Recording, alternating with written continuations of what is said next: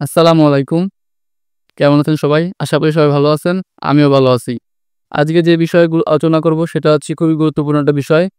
গরু খামার ক্ষেত্রে কিংবা যারা গরু বাসা-বাড়িতে পালন করে থাকেন তাদের জন্য খুবই গুরুত্বপূর্ণ একটি বিষয়। ধরেন আপনার একটি গরু রাতের বেলায় অসুস্থ হয়ে পড়ছে। ঠিক সেই মুহূর্তে আপনি ডাক্তারে ফোন দিলেন। ডাক্তার আসতেছে কিংবা আসতে একটু দেরি হচ্ছে। দেখা যায় এই যে এতটুকু সময়ের ভিতরে কিন্তু আপনার গরুর বড় একটা অসুবিধা কিংবা বড় কিছু একটা হয়ে যেতে পারে।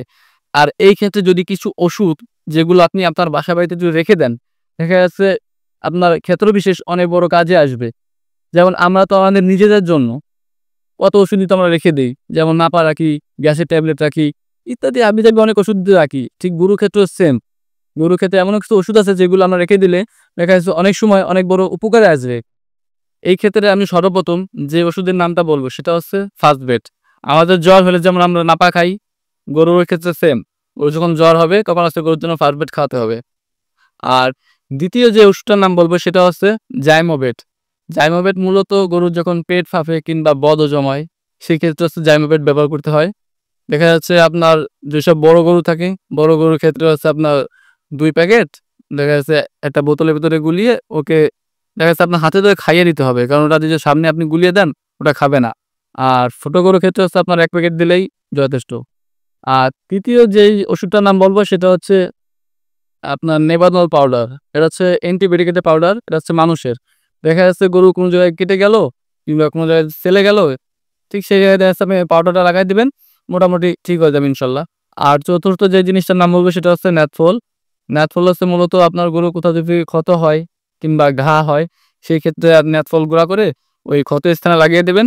দেখা যাচ্ছে পরবর্তীতে এখানে আপনার কোনো পোকা হবে কিংবা পোকা হওয়ার কোনো সম্ভাবনা থাকবে না। আর ৫ নাম্বারে যেটা বলব সেটা হচ্ছে আপনার ফিনিশ। ফিনিশ হচ্ছে আপনি খামারে সবসময় রাখবেন। এটা হচ্ছে মশা-মাছি তাড়ানোর ক্ষেত্রে খুবই উপকারী একটা জিনিস।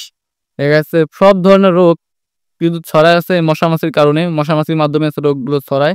সেই ক্ষেত্রে যদি আপনি ফিনিশটা রাখেন তাহলে দেখা যাচ্ছে রোগ অত বেশি ছড়াবে না কিংবা আপনার রোগ হওয়ার কোনো সম্ভাবনা থাকবে না। আর যে ওষুধগুলোর নাম বললাম এগুলো হচ্ছে বাজারে খুবই অল্প টাকায় কিনতে পাওয়া যায়। যেমন আপনার আছে ফার্স্ট বেড। ফার্স্ট বেড হচ্ছে সম্ভবত আপনার ৳৫ করে পিস নিয়ে ট্যাবলেট।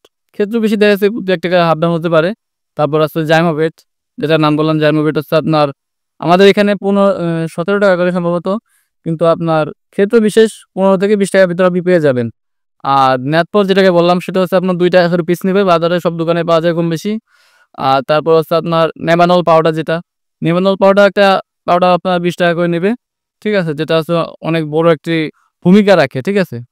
আর ফিনিশ যেটা হচ্ছে আপনার ৳১৩০ করে বোতল নেবে সম্ভবত। আমরা যেগুলো মূলত ব্যবহার করে থাকি ফিনিশ।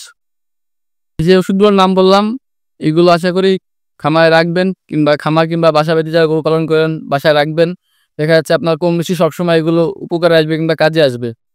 ঠিক আছে? আজ এই পর্যন্তই। আশা করি সবাই ব্যাপারটা বুঝতে পারছেন। আসসালামু আলাইকুম।